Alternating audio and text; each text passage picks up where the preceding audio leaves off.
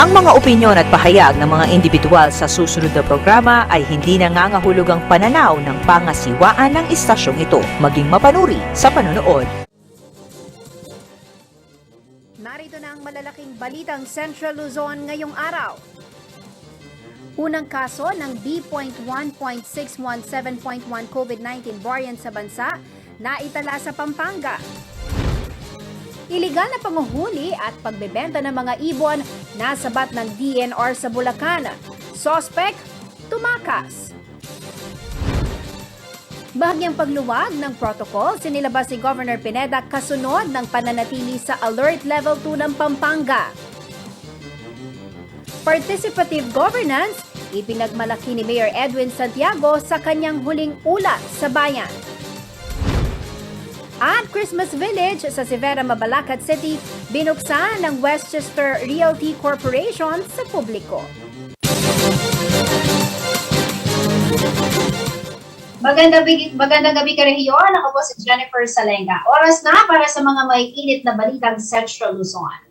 Nananatili po sa Alert Level 2 ang lalawigan ng Pampanga kaugnay ng mga kaso ng COVID-19. Bagamat nagkaroon na ng bahagyang pagluwag sa mga protocol, nagbabala ang provincial government na panatilihin ang pagsunod sa minimum health and safety protocols dahil hindi pa tuluyang nawawala ang pandemya. Narito po ang report.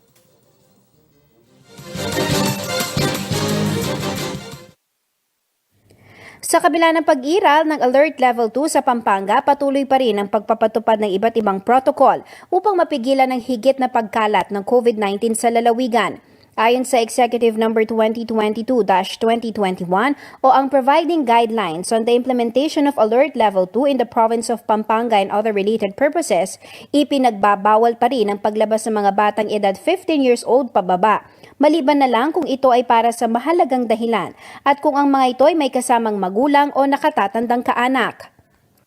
Bawal pa rin ang pagtitipon o mass gathering maliban na lang kung may hawak na kasulatan o permit ang organizer mula sa local IATF kung saan gaganapin ang gawain. Batay sa Guidelines on the Implementation of Alert Level System for COVID-19 Response in Pilot Areas. As of October 13, 2021, papayagan lang mag-operate ang mga piling establishmento ng hanggang 50% ng kanilang indoor venue capacity at hanggang 70% ng kanilang outdoor venue capacity. Ito ay kung ang lahat ng empleyado ay fully vaccinated at pinapanatili ang minimum public health standards. Kailangan ding may pahintulot ang mga establishmento mula sa LGU. Ang naturang mga piling establishmento na pinapayagang mag-operate ay ang mga sumusunod. Venues para sa meeting, incentives, conferences and exhibits o MICE. Venue para sa social events tulad ng parties, wedding receptions, debut at iba pa. Kasama rin sa pinapayagan ng mga visitor o tourist attractions tulad ng libraries, archives, museum, galleries, exhibits, parks at iba pang kaparehong lugar. Pinapayagan na ring mag-operate ang mga amusement park o theme park, recreational venues tulad ng internet cafes, billiard halls, amusement arcades, skating rink at iba pang katulad na venue. Maging ang mga cinema at movie house, pwede na ring mag-operate. Kasama rin sa papayagan ang limited face-to-face o in-person classes para sa basic education, subject sa approval ng Pangulo. Pwede rin ang in-person religious gatherings, pagdaraos ng licensure o entrance exam, dine-in services, personal care establishments, fitness studios, film, music and television production, contact sports, fun fairs, venues with live voice or wind instrument tulad ng mga karaoke bars, clubs, concert halls at theaters. Pinapayagan na rin ang gathering sa mga kabahayan kahit pa hindi nakatira sa iisang bahay. Pinapayagan ng mga ito kaakibat ang IATF guidelines at ang pagsunod sa mga health and safety protocols. Nananatili pa ring fully operational ang ahensya ng gobyerno at dapat sundin ng mga ito ang hindi bababa sa 50% on-site capacity habang ina-apply rin ang work from home at iba pang work arrangements. Mananatili pa rin ang curfew sa lalawigan. Pagpatak ng 10 p.m. hanggang 4 a.m., bawal nang lumabas sa mga nasa edad 18 pababa. Maliban na lang kung ito ay may mahalagang dahilan sa paglabas, gaya ng medical at humanitarian purposes. Maring magpatupad ng granular lockdown ng mga LGU sa probinsya sa lugar kung saan may naitalang pagtaas ng kaso ng COVID-19. Mananatiling epektibo ang EO number 22-2021 habang nasa ilalim pa rin ng Alert Level 2 ang Pampanga. Ang sinumang lalabag sa Provincial Executive Order na ito ay papatawan ng karampatang parusa. Jennifer Salenga, CLTV News. Pinagahanap pa ngayon ng mga otoridad ang suspect sa iligal na pagbebenta ng mga ibon sa isang palengke sa Baliwag, Bulacan. Hinala po ng mga otoridad, hinuli ang mga ibon sa Candaba Swamp sa Pampanga. The report.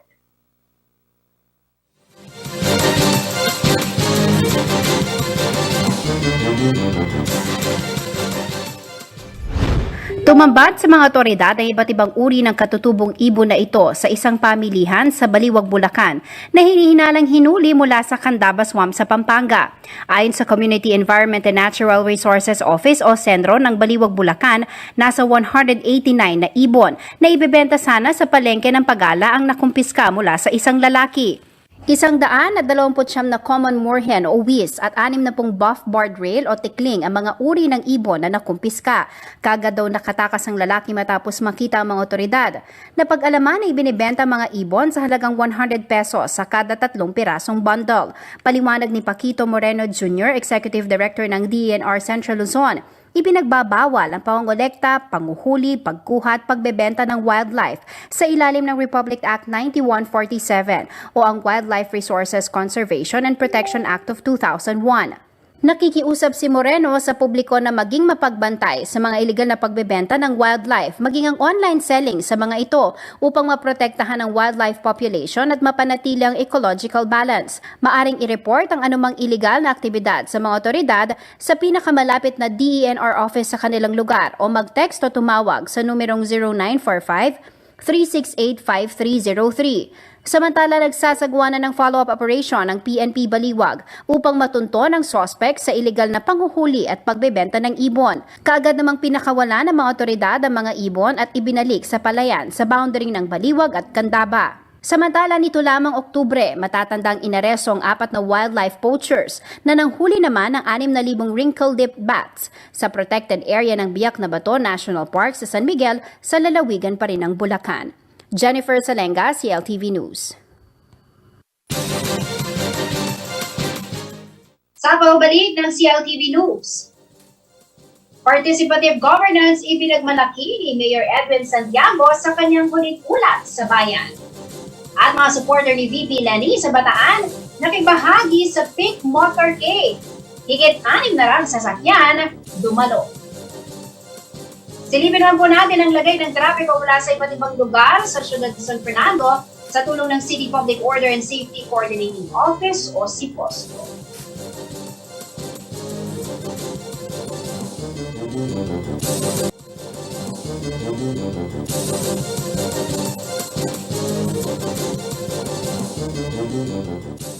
Nagbabalik ang CLTV News at sa ibang pa mga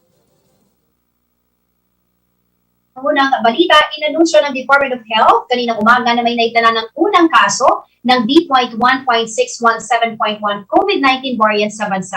Na-detect po ang naturang variant sa isang 32-year-old na lalaki mula Florida Blanca, Pampanga. Ito rin ay local case ayon po sa DOH. Ang B.1.617.1 COVID-19 variant ay dating kilala bilang Kappa variant na idineklara ng variant under monitoring ng World Health Organization noong September 20, 2021.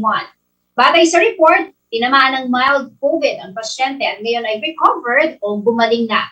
Nagsasagawa na ng investigasyon ang Regional Epidemiology and Surveillance Unit upang makakuha pa ng ibang impormasyon ukol sa bagong variant. Under strict monitoring din ang kaso at ang buong komunidad kung saan nakatira ang gumaling na COVID patient. Ang Kappa variant ay unang nadiskubre sa India noong October 2020. At sa ibang balita, patuloy ang pagpapakita ng suporta ng ilang Bataenyo sa presidential bid ni Vice President Lenny Robredo. Nitong linggo, lampas 6 na raang sasakyan ang nakibahagi sa Bataan for Lenny Motorcade. Ang detalye ng balita niya ni Hatid Divino.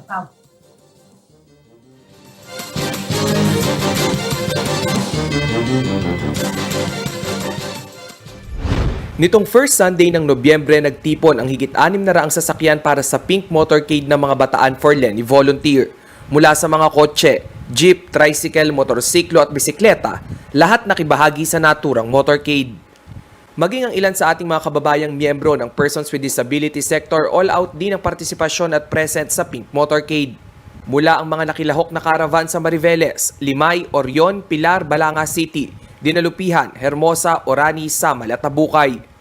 Hanggang sa mga coastal area ng probinsya, umabot din ang Pink Fever. Ang mga bangka ng mga Bataenyong mangingisda umarangkada rin na may banner ni Presidential Aspirant at Vice President Leni Robredo.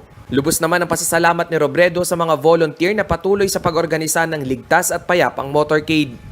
Patuloy na palakasin at palawakin ang ating hanay, lumabas sa nakasanayan, at intindihin ang pinanggagalingan ng kahit sinong kausap. Nanawagan din ng pangalawang Pangulo sa kanyang mga taga-suporta na mas lawakan ang kanilang pangunawa at pasensya sa mga taga-suporta ng ibang kandidato. Marapat lamang umano na irespeto ang opinyon ng bawat isa. Kailangan nating ipakita sa kanilang hindi sila ang kalaban, kundi sila ang ipinaglalaban dahil mahal natin sila. At ang nagmamahal, kailangang ipaglaban ang minamahal. Simula pa lang ito ng ating pag-arangkada. Samantala, maliban sa mga Pink Motorcade, kaliwat kanan din ang partisipasyon ng mga volunteers for Leni sa buong gitnang Luzon. Palagian din ang pagdaraos ng Pink Wednesday kung saan namamahagi ng lugaw at iba pang pagkain ng mga taga-suporta ni Robredo sa ating mga kababayan. Rainiel Pawid, CLTV News. Manatiling nakatutok at magbabalik ng CLTV News.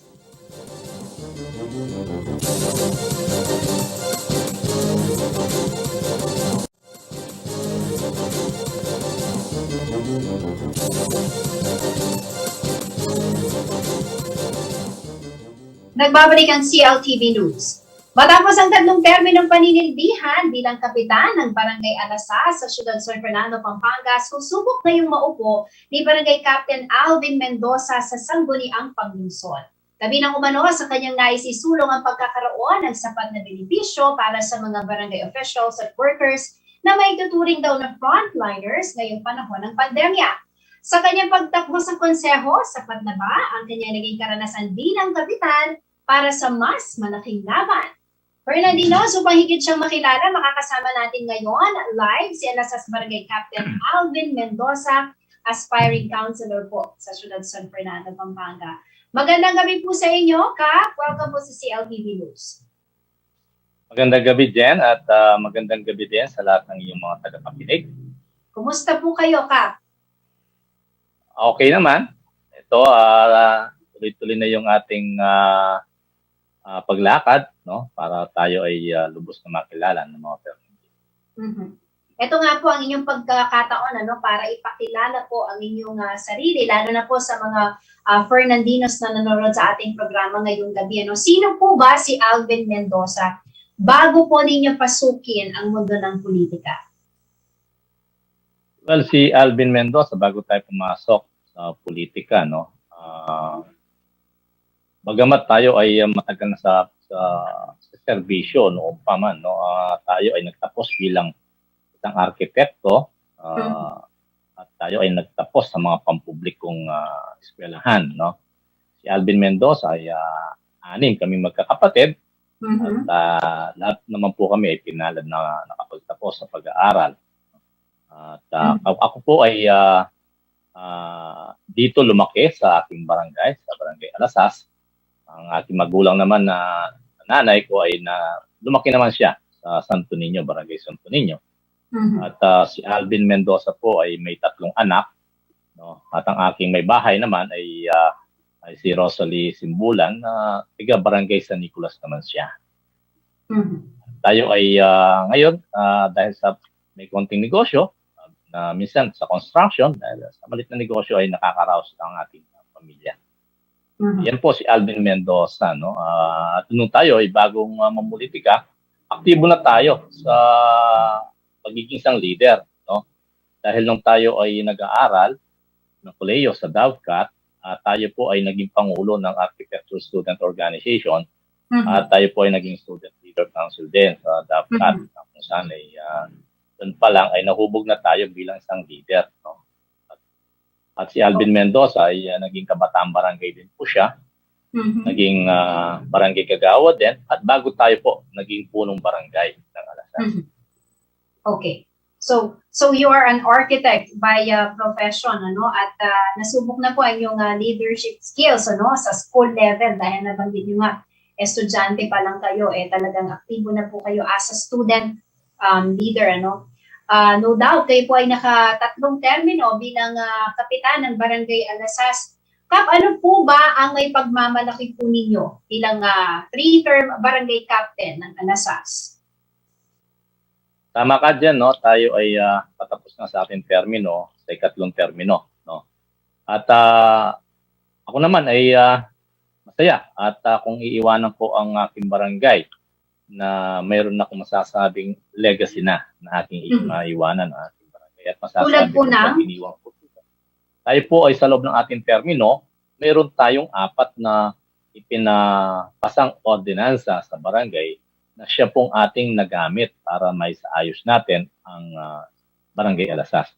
Una po dito yung tinatawag natin plastic ordinance or plastic-free ordinance ng barangay, no? Ito po ay naipasa namin noong 2011, no? Pagkaupo kasi natin, nakita natin ang problema sa basura. Kaya binigyan natin ng pansin ang problema sa basura, ang pagpapatupad sa RA 9003 na kung saan ay tinuruan natin ang ating mga kabarangay kung paano ang tamang pagproseso ng pagsesegregate ng basura. At dahil doon, tayo ay kinilala ng Ciudad San Fernando, no? At naging lakbay-aral po ang Barangay Alasas dahil sa ordinansa ipinasa natin, no? At naglakbay-aral sa atin ang Barangay Taguig, no? At ang bayan ng Ahen, Nueva Ecija, ang bayan ng Sasmuan. No? Pinuntahan din tayo ng mga staff ni Senator Loren Legarda. At dahil doon din, nung nakita ng ito, na kung paano natin pinatupad ang RA 9003, nung pumasok po ang Mother Earth Foundation dito sa Ciudad San Fernando para tumulong sa pagpapaayos, pagpapatakbo ng RA 9003, kinilala po ang Barangay Alasas dun sa ordinansang yun. No? At dahil doon, mula 2013, 14, 15, kinilala po tayo bilang Best Barangay Captain, Best Barangay on Ecological Solid Waste and Management. Kaya naman po, nakuha natin bilang Hall of Famer tayo sa larangan po ng pagpapatupad ng Ecological Solid Waste and Management. At hanggang ngayon po, tayo po ay consistent na Best Barangay Captain. At ang kapag po sa ating mga ordinansa na naipaisa sa Barangay Alasas, ay dahil nung nakita po ni Cap Alvin na malit lang po yung pondo ng Alasas. So, only 2.4 nung madatnan po yan. At dahil dyan, kailangan namin mag-outsource. So, nagpasa po ako ng isang ordinansa na kung saan ito yung mga business clearance fee. No? Na dati po kasi wala naman pong bayad yung mga clearances namin, certifications, permit. No? Dahil po doon, dahil nakita namin kakulangan sa pondo, ay kailangan meron tayong political will kung paano namin ipinasa yung plastic ordinance fee ordinance ay kailangan nagkaroon tayo ng political will. Dahil din dito, ay nung may pasa po itong ordinance ito, na nagkakaroon po tayo ng mga collections. No? So ngayon po, nakakakolekta po tayo sa isang maliit na barangay, Kampanang Alasas.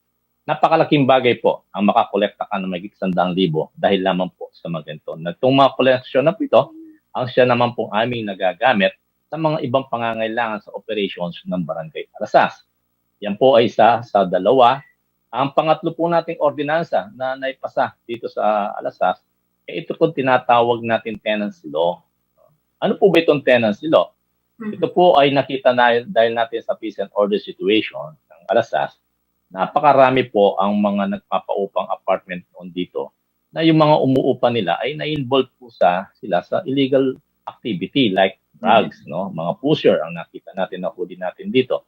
Kaya napag-usapan namin sa council ay kailangan magkaroon tayo ng isang ordinansa para protektahan natin ang ating mga constituent, ang mga nagpapaupa at ang mga business establishment dito sa Alasas. So lahat po ng mga nagpapaupa ng apartment at saka iyong mga businesses dito na mayroong mga stay-in na manggagawa, required po natin sila na mag-submit ng mga basic information ng kanilang mga tenant at kailangan mag-submit po sila ng NBI clearance or PNP clearance upang masiguro po natin ang lahat po ng mga nangungupahan, naninirahan na hindi bona fide resident, nag-transient dito sa Alasas, ay meron kami pinangahawakan na ang mga pumapasok dito ay wala pong illegal activity or bad record sa kanilang mga pinanggalingan. So yan po ay napatunayan natin dahil naging successful yan dahil nung isang araw po meron mga hinahanap ang ating mga kapulisan. No? So nung nakita ang Alasas po kasi ay naka-database po tayo. Okay. Dahil po dyan, madali po nating matitrace kung ang tao, dahil nag-encode po namin yung information ng tao sa aming database, pag hinanap po ng ating kapulisan, ay madali po nating makukuha. At yan po ay naging successful. Yung isang nagtatago dito sa isang subdivision, nag-encode po namin yung pangalan niya, nakita po namin na positive po doon sa lugar na yan. Kaya napakaganda po ng itong ordinansa na ito. Pangapat po, itong pag-issue po namin ng barangay ID, no? Yung barangay ID system. Dahil po dito, kasi ang DILG po, nire-required po tayo doon na magsumite sa kanila. Yung tinatawag natin RVI, ito yung Record of Barangay Inhabitant. No? So dapat, bawat household ay meron tayong pinangahawakan na record ng bawat pamilya. At yan po ay lahat ng mga legal aids ay ni-required po namin na kumuha ng barangay ID. At sa ganun po ay masiguro natin na din po yung mga naninirahan dito sa Alasas ay meron silang pinahawakan na identification. No? Okay. So yan po ang 4 na ordinansa na masasabi natin na iiwanan natin na legacy kung sakaling kung tayo ay magtatapos na sa ating katungkulan bilang punong barangay. Maliban po sa Galal no, award na natanggap po ng Barangay Alasas sa Solid Waste and Management, pinaralan tayo bilang Hall of Famer, Best Barangay Captain. Ang Alasas din po ay kinilala ng DILG, no? Itong nakalipas na Lupon Tagapamayapa Incentive Awards, tayo po ay first runner-up. Dahil po dyan, nakita ng DILG na ang barangay justice system po sa Alasas ay maganda. No? Wala pong kasong nagsasampa sa barangay na umaabot pa sa korte dahil sa barangay pa lang po ay naiaayos na ng ating mga lupon. Okay. Alright. Kailan din po ay at meron din po tayo nung barangay Alasas din po ay na award din po siya, no? Nakatanggap din siya ng Star Barangay Award din po tayo. No? At ngayon po tayo po ay lumalaban sa regional level sa Ecological Solid Waste and Management. Yan po ay kapag yan ay napagtagumpayan po ng Barangay Alasas ay tagumpay na rin po ng Siyudad San Fernando na tayo po ay maganda ang ating pagmamando sa Ecological Solid Waste and Management po. Okay. Mukhang itong mga proyekto na ito, Kap, no, kung I think kung kayo po ay papalarin, dadalhin nyo rin sa syudad. But my next question is, ano pong nagtulak sa inyo naman na kumandidato bilang konsihal? At tingin niyo po ba itong mga karanasan ninyo, no? Dahil kayo nga po ay nakatatlong termino bilang punong barangay sa Alasas, sapat na para makapagsilbi naman po kayo sa mga taga San Fernando, no? This time, no, sa syudad na po ang talagang pagsisilbihan natin kung kayo po ay papalarin? Siguro din, no, sapat na ito, no, dahil nga sabi ko magtatapos na tayo sa termino, no. Tayo po ay dumaan na sa bilang naging leader ng mga kabataan, youth, at tayo ay naging barangay kagawad, at ngayon po ay kasalukuyan po ng barangay, ay naisipan po natin tumakbo sa Siyudad San Fernando upang ipagpatuloy po natin ang mga nagawa natin programa dito sa Alasas.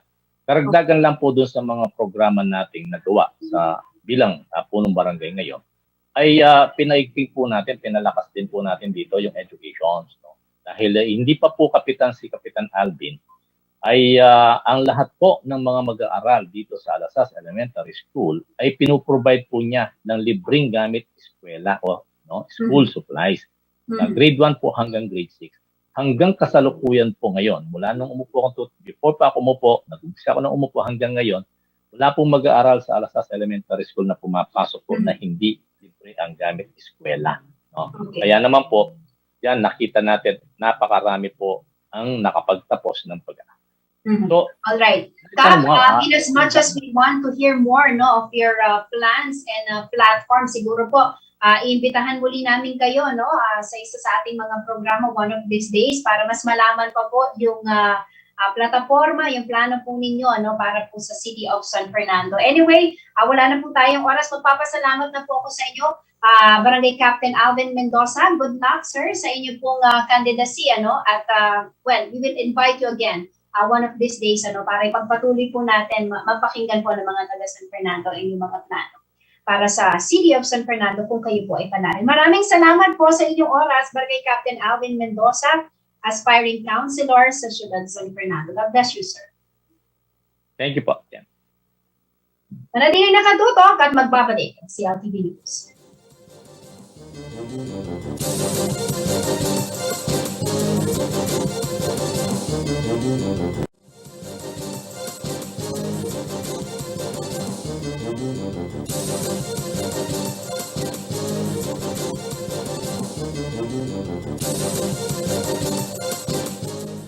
Nagbabalik ang CLTV News at sa iba pa mga nangungunang balita, isang Christmas village sa Severa, Mabalacat City ang binuksan ng developer na Westchester Realty Corporation sa publiko nito lamang weekend.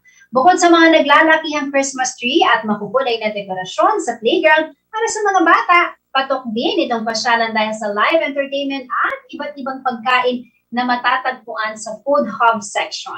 Silipin po natin ang pinakabagong atraksyon sa Pampanga sa report ni Paolo G. Santos.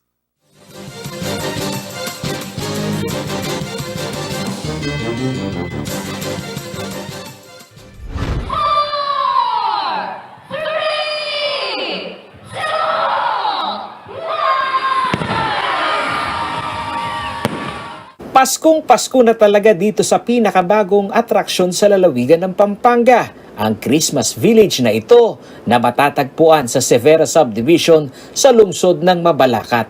At nito ngang Sabado, November 6, pinailawan ang mga naglalakihang Christmas tree at makukulay na dekorasyon para lalong pasiglahin ng holiday season.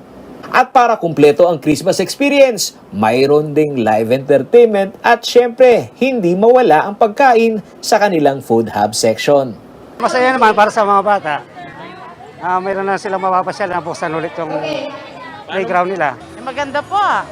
At least may mga libangan yung mga tao. Maganda po kasi mas malapit po sa amin eh. But wait, there's more! Isang engrandeng raffle ang maaaring salihan ng kanilang mga kliyenteng homeowners. You have a chance to win first yung ating cash prizes. From 10,000, 15,000, 20,000, up to 50,000. Pwede po tayo manalo ng cash prize. At meron pa po niyan, meron pa po tayong showcases. Yung living room showcase, kitchen showcase, dining showcase. Talagang marami pa po. Tapos meron pa tayong motor, e-bike. And of course, ang pinaka-main raffle po natin, nanalo na po tayo ng cash prize, nanalo na tayo ng showcase, and we still have a chance to win the brand new vehicle. Ito po yun yung GD na worth 1.2 million pesos po yan. Pero huwag raw mag-alala dahil ang naturang pasyalan hindi lamang para sa mga residente ng Severa, kundi bukas din ito sa publiko ayon sa developer ng Westchester Realty Corporation. Bukod dito, may regalo din daw ang Westchester Realty Corporation sa publikong nais magkaroon ng sariling bahay ayon sa presidente nito na si Nico Valencia. Dito po sa Severa project po natin, dito po ay pinakamababang down payment. We only ask for 20,000 pesos all in. Pwede na po tayong lumipat kaagad dito po sa Severa. At mababa rin po ang ating monthly amortization. Ayon sa dating may-ari ng Severa na si Globe Asiatic Realty Holdings Incorporated Mega Builder Delphine Lee, malaki ang kanilang pasasalamat sa Westchester Realty Corporation dahil sa maayos na pamamalakad umano nito ng subdivision. Ang number one kong concern ay security. Gusto nating maramdaman ng bawat isa sa inyo, kahit hating gabi kayo maglakad, hindi kayo kakaba-kaba. So yun lang naman ang pakiusap ko kay Congressman Valencia at nagkasundo kami. Samantala, napapanahon lamang daw ang pagpapasaya sa mga residente ng Severa dahil bukod sa pandemya ay naging stagnant ang naturang proyekto.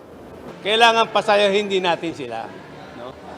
So very appropriate itong Christmas na napagkasunduan namin sa board na we will come up with a Christmas village for more than 10 years. Stagnant ito walang development, malungkot. So, dinevelop natin, inayos natin ang kanilang mga tirahan dito, mga bahay nila, at kasayahan pa. And then, ito magiging traditional na palagay ko, every year. Ito pong silver ay 50,000 pesos. Ito pong red, yan po yung 15,000 pesos. Ito pong yellow, yan po yung 10,000 pesos. At ito pong green, yan po yung 20,000 pesos. So, tapos marami pa po tayo. Ito pong blue, violet, pink, yan po yung mga showcases po natin. Pag yan po ay nakuha po natin.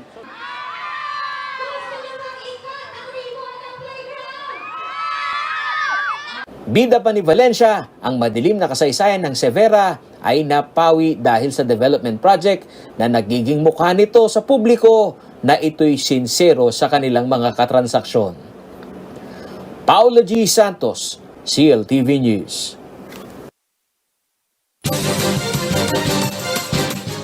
At yan ang mga balitang nakalap ng CLTV News. Para po sa karagdagang detalye, maaari niyong bisitahin at i-follow ang aming social media pages. Facebook at CLTV36 Official and at CLTV36 News, Twitter at CLTV36, Instagram at CLTV36 Official. Kung nais niyong balikan ang mga programa ng CLTV, pwede niyo pong bisitahin ang aming YouTube channel at CLTV36 Official at ang aming website www.cltv36.tv. Mapapanood din ang programa ng CLTV nationwide via Signal Channel 115 at sa ating pong 39 cable partners. Kasama pong pwersa ng CLTV News and Current Affairs, ako po si Jennifer Salenga. Maraming salamat mga karehiyon. 47 days na lamang po at Pasko na.